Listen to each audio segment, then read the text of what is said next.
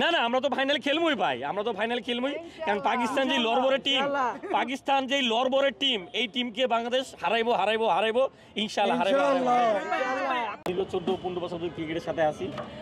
আমার আসলে সর্বোচ্চ চেষ্টা করছি ভিসার জন্য, এমন টাকা যা লাগে তাও বলছিলাম, কিন্তু আসলে দুবাই থেকে পুরো ভিসা সিস্টেমটা বন্ধ।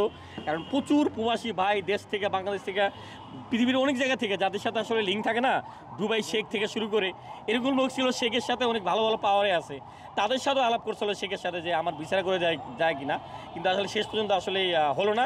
তবে এই টিসিতে খেলা দেখতেছি, যেখানেই যাবে বাংলাদেশ চেষ্টা করে সবসময় পৃথিবীর যেখানেই যাক, তবে মানে বাংলাদেশের পাশে সবসময় আছে থাকবো, হতাশ হয়নি।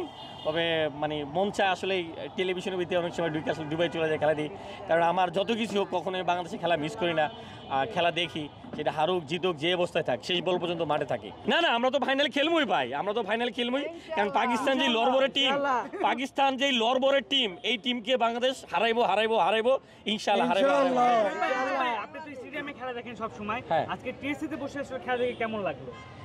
বোলিংটা ভাই অসাধারণ, চোখে ভাইসে ওঠে। তানজিব সাকিবের আসলে যে বোলিংগুলো করছিল পুরো ইন্ডিয়া টিমকে পুরো কাঁপাই দিয়েছে, মানে সব কিছু মিলে আমি খুব ভালো উপভোগ করছি। ব্যাটিংটা ভালো হলে হয়তোবা যদি হারতো, যদি 5 রান 4 রান এরকম চিন্তা করছিলাম লাস্টের দিকে, যে 4-5 রানে হারলেও আসলে মনে হয় যে একটু ভালো হতো, কিন্তু বেশি ব্যবধানে হারাটা আসলে একটু আমাদের দুঃখজনক। যাক ভাই, কালকে ভালো করবো পাকিস্তানকে তো উড়াই দিতে পারবো ইনশাআল্লাহ ভাই। পাকিস্তান লড়বড় টিম ভাই, এরা হচ্ছে এদের নিয়ে কোনো ভরসা নেই, আমরা ওদের চেয়ে অনেক ভালো খেলি, ভালো ফর্মে আছি।